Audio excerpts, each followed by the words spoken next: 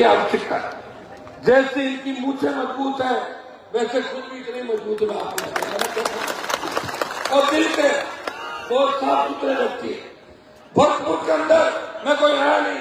जब मैं विश्वविद्यालय की राजनीति करता था तो इर्द गिर्द मेरे भाई जो खड़े सारे गिरिराज महाराज के जयकारे के साथ 25 साल पहले मुझे आगे बढ़ाने का काम कर रहे थे। ये भरतपुर वो धरती है जो हिंदुस्तान का सीना भरतपुर का नाम लेते ही चौड़ा हो जाता हर हिंदुस्तानी।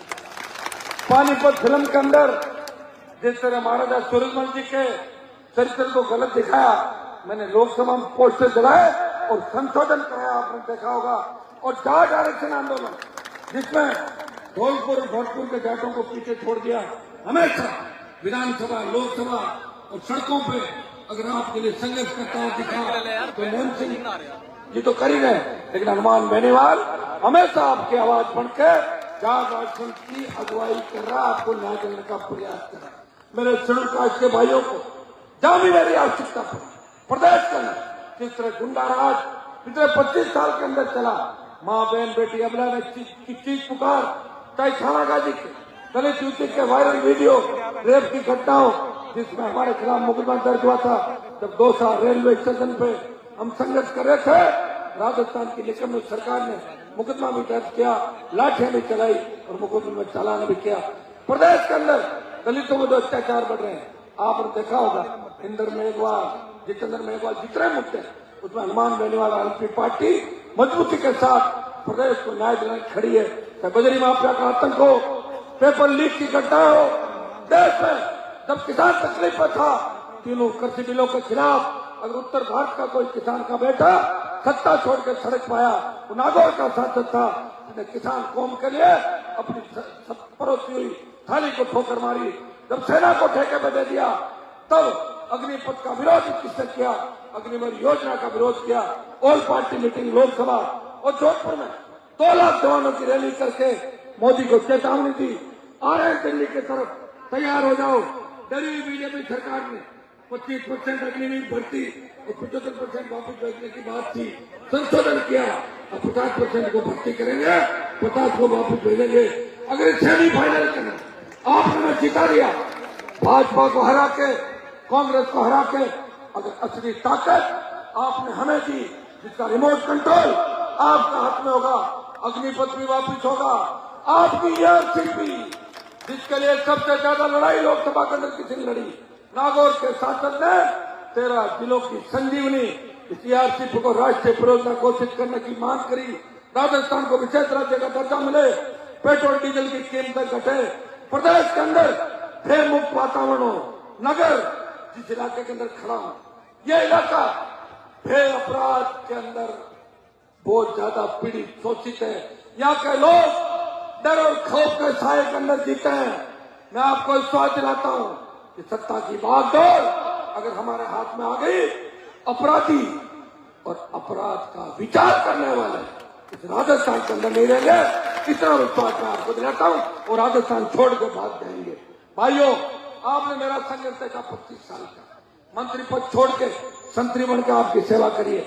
लोग तो मंत्री बनने के लिए पता नहीं क्या क्या करते थे, बड़े लोग तो मंत्री पद के लिए किसी के कदमों में झुक जाते हैं। हनुमान बेनीवाल का अगर सर झुकता है किसान के सम्मान में, किसी दलित आदिवासी, किसी महिला के सम्मान में, किसी वीरांगना के सम्मान में और किसी शहीद के सम्मान में, नेताओं का अगर सर नहीं झुकता, इसे पार्टी बनाते आपको मजबूती दी, एक झंडा भी दिया और एक डंडा भी दिया ताकि कांग्रेस बीजेपी को दिखा दो। मैं धन्यवाद दूंगा चंद्रशेखर आजाद को कि हम दोनों ने गठबंधन किया और हम दोनों मजबूती से लड़ रहे हैं। और आजाद जी लगातार मैं 10 साल से देख रहा हूँ, जहां भी आवश्यकता पड़ती है, भरतपुर से बाड़मेर जालोर तक प्रत्येक जगह लड़ाई भी लड़ते हैं हर वर्ग की।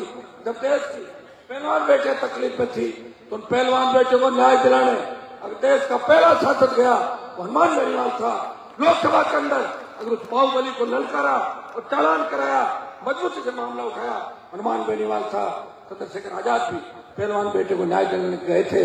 समय कम है और रात को हेलीकॉप्टर उड़ता है। 200 विधानसभा क्षेत्र है, अगर 3-4 महीने पहले हेलीकॉप्टर का बंदोबस्त हो जाता तो सब जगह आ जाते। बड़ी मुश्किल से जुगाड़ है और नेम सिंह जी भी मुझे लग रहा परेशान है, लेकिन आप इस बार परेशान मत हो। ये जनता आपको इस बार जिता के भेजेगी। कांग्रेस को उखाड़ के फेंक दो। मैं आपको विश्वास दिलाता हूं कि आपके बच्चे सुरक्षित होंगे, हर भाई सुरक्षित होगा, प्रदेश में अमन चैन होगा, किसान खुशहाल होगा, किसान का कर्जा माफ होगा, टोल मुक्त राजस्थान होगा, फ्री बिजली होगी, जवान को रोजगार होगा और सशक्त लोकायुक्त होगा, न बजरी माफिया होगा, न पेपर लीक होगा। यह मैं विश्वास आपको दिलाता हूं। अब मैं मेरी वाणी को समाप्त करता हूं। बोतल का चुनाव चिन्ह है। मैं चंद्रशेखर जी को इस बात का धन्यवाद दूंगा। मोदी चाय चाय चाय चाय करता था, ये उसकी केतली है।